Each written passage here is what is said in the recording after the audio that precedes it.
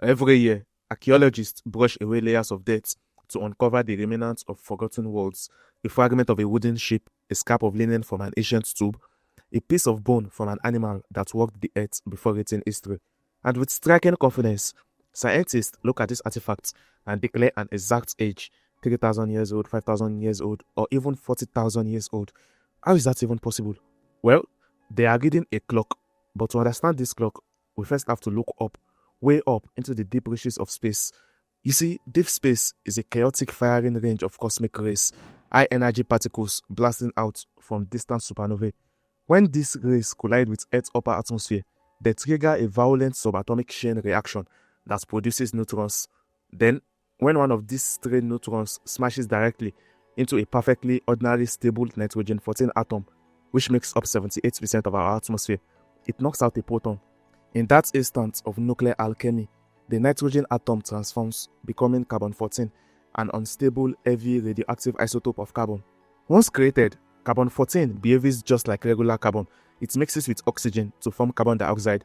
Plants breathe it in during photosynthesis, incorporating it into their tissues. And animals, when they eat plants, they get it also. Every living thing on Earth, the grass beneath your feet, the ancient beast of the Ice Age, and even you, is built out of carbon. Now, the vast majority of this carbon is carbon 12. It is perfectly stable, solid, and will last until the end of the universe.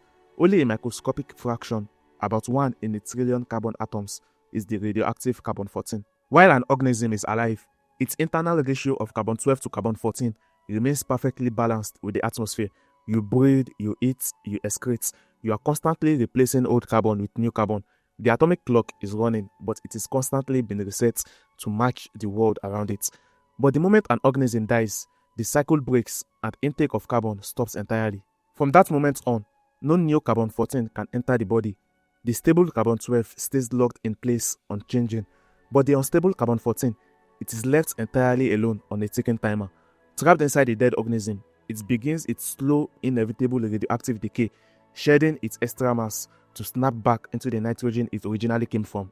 This process is known as radioactive decay, and it happens at an absolute, unchangeable mathematical rate known as a half-life. For carbon 14, that magic number is 5,730 years. If you start with a sample containing exactly 1 million carbon 14 atoms, you can leave it in a dark cave for 5,730 years, and when you return, exactly 500,000 of those atoms will have vanished back into nitrogen. Wait another 5,730 years, and half of that remaining amount will have disappeared also, leaving you with 250,000 atoms. It doesn't matter if the bone is frozen in the Arctic, buried in acidic soil, or trapped in a desert tomb. Temperature, pressure, and chemical reactions cannot speed up or slow down the decay of an atomic nucleus. The clock ticks at the exact same rate no matter what. So, how do we read this clock today? Archaeologists collect a tiny piece of the artifact and send it to a specialized lab. In the early days of carbon dating, invented by Willard Libby in the late 1940s, scientists relied on patiently detecting the rare decay events of carbon 14 using the radiation counters. This required massive samples and weeks of waiting. Today, we use an accelerator mass spectrometer. Instead of waiting for the atoms to decay, this machine vaporizes a tiny speck of the sample and flings the carbon ions down a particle accelerator at near light speeds.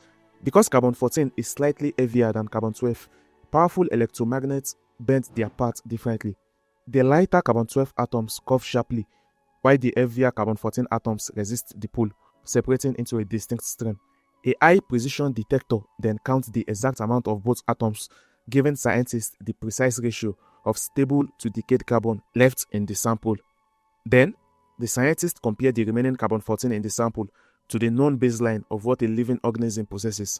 They run the numbers and boom, they have an incredibly precise timestamp of the exact moment that organism stopped breathing. But there is a catch. The cosmic clock isn't perfectly uniform. Solar flares, shifts in the Earth's electromagnetic field, and industrial pollution have caused the amount of carbon 14 in our atmosphere to fluctuate slightly over millennia. To fix this, scientists built a master calibration scale. By measuring the carbon within the individual annual rings of trees that have lived for thousands of years and cross-referencing them with deep ocean coral layers, they created a historical map of atmospheric carbon. When a lab gets a raw radiocarbon age, They run it against this global calibration curve to get an airtight, historically anchored date. But this atomic stopwatch has a definitive expiration date because the half-life of carbon-14 is 5,730 years. After about 50,000 years, the sample has decayed through nearly 9 full half-lives. At that point, the remaining carbon-14 is so incredibly scarce that it becomes completely undetectable. You cannot use carbon dating to find the age of a T-Rex, for example. For items millions of years old, scientists must rely on other isotopes with much longer half-lives, like potassium argon or uranium lead. Nonetheless, carbon dating remains our most powerful window into human history. Bridging the gap between archaeology and nuclear physics, it transforms ordinary dust and organic decay into a precise historical chronicle.